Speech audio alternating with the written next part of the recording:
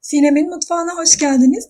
Bugün sizlerle tam kıvam, tam ölçü, revani tarifimi paylaşmak istiyorum. Nefis bir tatlı oluyor. Her zaman yaptığım bir tatlı. Umarım sizler de dener ve beğenirsiniz. Yeni tariflerimden haberdar olabilmek için kanalıma abone olup zili tıklayıp bildirimleri açmayı unutmayınız. Öncelikle şerbetimi hazırlıyorum.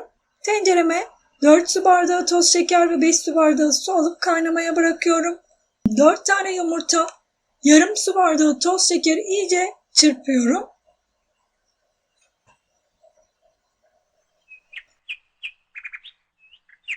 Bir su bardağı yoğurt, yarım su bardağı sıvı yağ ekliyorum.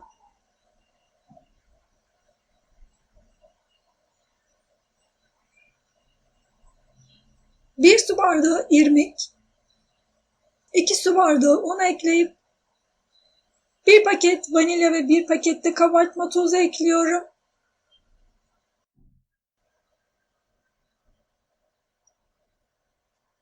Karıştırdım. Harcımız hazır. Dikdörtgen borcam kullanıyorum. Borcamı sıvı yağ ile yağladım. Hazırladığım harcımı borcamın üzerine alıyorum.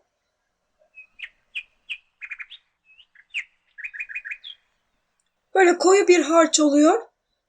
Borcama yayacağım. Üzerini düzelteceğim.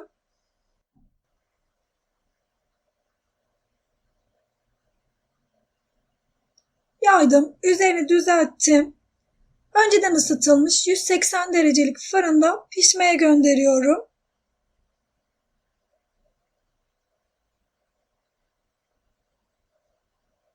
Bu arada şerbetim 20 dakikadır kaynıyor. 20 dakikanın sonunda yarım limon suyu sıkıyorum ve 5 dakika daha kaynattım. Ocağımın altını kapattım. Soğumaya bırakıyorum. Revanim pişti, üzeri kızardı. Fırınımdan çıkardım. 5 dakika sonrasında ılık olan şerbetimi, böyle soğuğa yakın ılık olan şerbetimi veriyorum.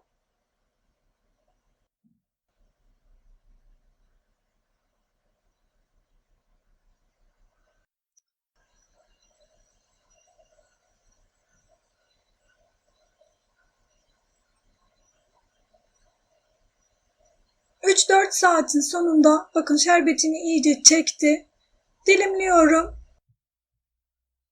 ve servis ediyorum.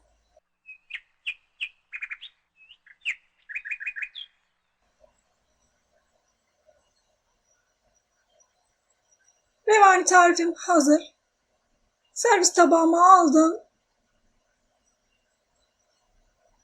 Üzerine Antep fıstığı da süsleyeceğim. Bakın böyle bir çiçek kalıbı yapmak istiyorum üzerine. Böyle çay kaşığıyla bastırdım. Antep fıstığının üzerini düzelttim ve kaldırdım. Eğer isterseniz Hindistan cevizi de kullanabilirsiniz. Veya sade olarak da servis edebilirsiniz. Böyle tam tutan, tam ölçülü bir tarif. Her zaman yaptığım bir tarif. Çok güzel oluyor. Umarım sizler de dener ve beğenirsiniz. Denedikten sonra yorumlarınızı bekliyorum. Videomu izlediğiniz için teşekkürler. Deneyeceklere şimdiden afiyet olsun.